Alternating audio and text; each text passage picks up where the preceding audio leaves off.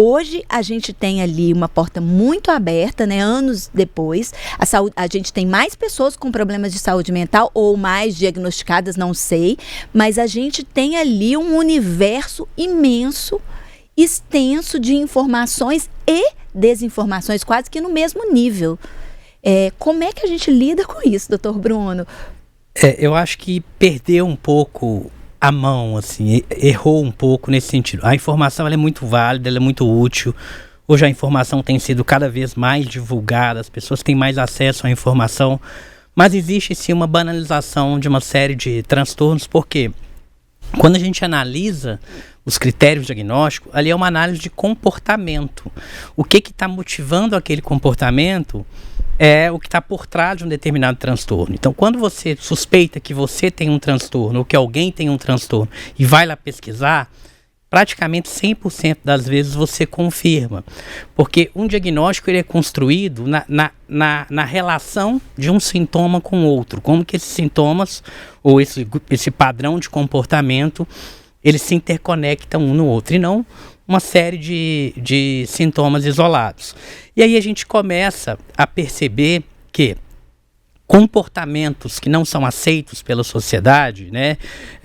Agressões, abuso, traição, maus tratos, enfim, as pessoas começam a encaixar isso em algum determinado transtorno. Então, se a minha mãe me maltrata, ela é narcisista. Se meu parceiro é abusivo, ele é isso, ele é aquilo.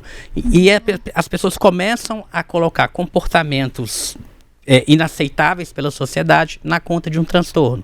Mas o que as pesquisas mostram é justamente o contrário. Pessoas que sofrem de algum transtorno mental, elas estão muito mais propensas a serem vítimas da sociedade do que praticar contra a sociedade. Existe um viés. A gente vê muito isso, por exemplo, nos transtornos psicóticos. Um esquizofrênico matou alguém. Olha, o esquizofrênico ele é um ser humano perigoso, mas isso não é a regra, isso é a exceção. Quantos esquizofrênicos estão aí que não fazem mal a ninguém? E quantas pessoas não esquizofrênicas praticaram homicídios também? Então, assim, atrelar um comportamento manipulador a um transtorno de personalidade, isso não é verdade. Existem várias pessoas manipulando que não tem transtorno nenhum.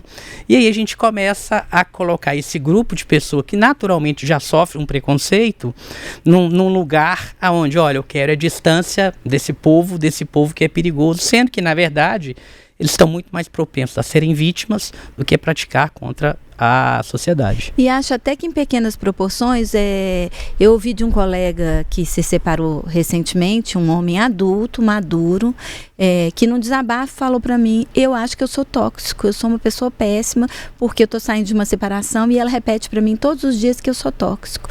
E aí, estávamos outras pessoas juntos e aconselhamos que ele fosse fazer uma terapia, buscar uma ajuda, e ele, meses depois, volta dizendo assim, ela me encaixou num lugar que eu não me pertenço. E aí eu tô falando de pequenas coisas, que eu acho que às vezes nós mulheres também, pelo nosso ímpeto, e aí homens, né, vice-versa aí, pelo nosso ímpeto de defender essa questão antimachista, de nos posicionar, às vezes estamos errando ali em comportamentos diferentes. Ele era uma pessoa com um comportamento diferente do dela.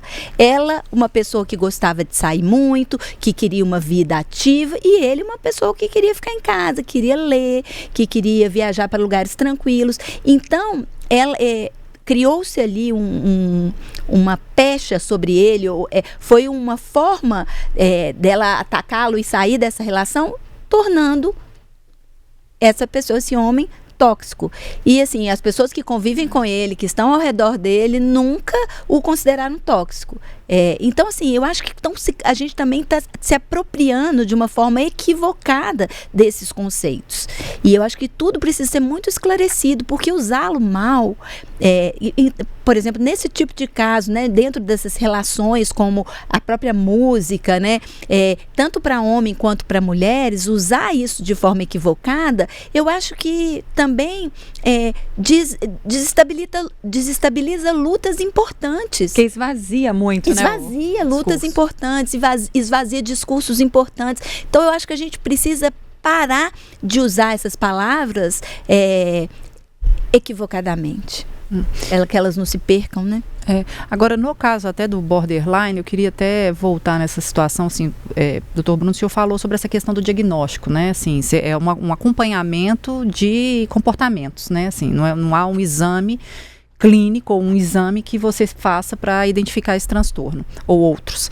Mas, numa situação como essa, por conta disso, né, o que a gente tem visto que comportamentos isolados a pessoa já classifica e aponta, fulano é isso, ciclano é aquilo, e nananã. Eu queria até que você explicasse, considerando o quadro do borderline, primeiro, quando uma pessoa ela é identificada como tal. Às vezes é isso, assim, eu tenho vários sentimentos e emoções ao longo do meu dia e não necessariamente eu tenho isso. E ao longo da minha vida.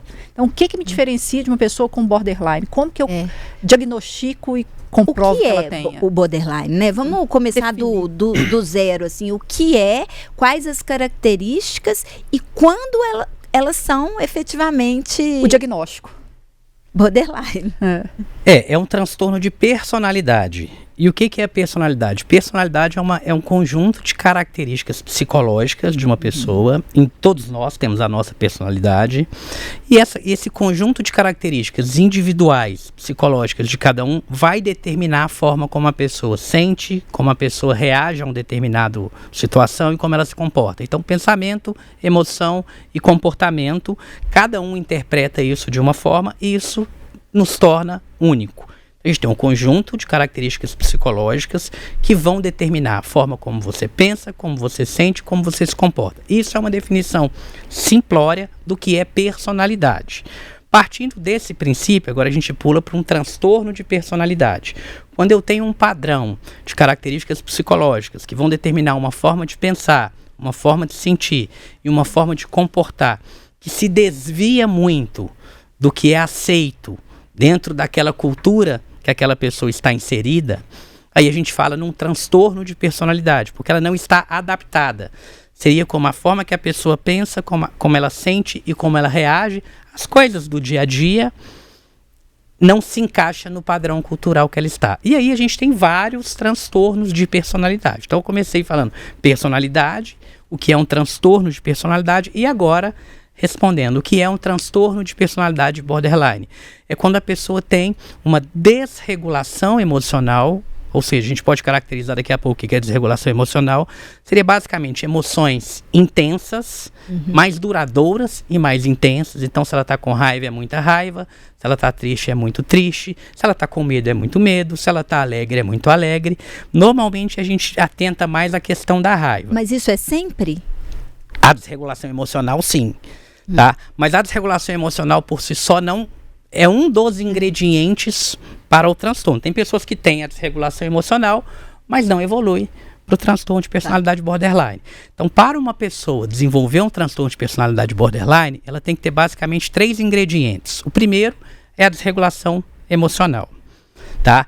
Emocionalidade intensa. Uma coisa pequenininha gera uma emoção muito intensa e, além disso, essa emoção demora a passar.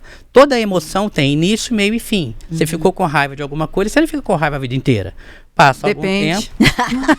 Depende. Mas aí já pode mudar, né? Aí já pode virar um ódio, um rancor. Mas a emoção raiva em si, ela é algo agudo. Ela baixa, você quer ali socar um... Vira um ressentimento. Até em você passa, Flaviana. Até em você passa. Passa, Flaviana, passa. Na desregulação emocional, essa emoção ela é mais intensa e ela demora a passar. Então esse é um ingrediente. O segundo ingrediente é uma sensibilidade muito aumentada à rejeição e à solidão. Isso tem base neurobiológica sobre isso que a gente pode falar aqui. Todos os dois têm, tá? Isso é o cérebro, isso é um problema do cérebro. Então eu tenho a desregulação emocional e eu tenho a intolerância à rejeição e ao abandono. Até aí não configurou um transtorno de personalidade borderline. Eu preciso do terceiro ingrediente, que é o ambiente. Que é um ambiente invalidante. É um ambiente que invalida as emoções e que faz com que essa pessoa não possa sentir emoções. Ou muitas vezes, para piorar isso tudo, para piorar esse cenário, um ambiente traumático. Então, não raramente a gente vê a desregulação emocional, a intolerância, a baixa tolerância à rejeição e à solidão, associado, por exemplo, a um abuso físico, sexual, aí bagunçou tudo. E isso vai gerar nessa pessoa uma série de sintomas, principalmente uma instabilidade, sim, aí também nos relacionamentos interpessoais, e foi daí talvez que puxou a música.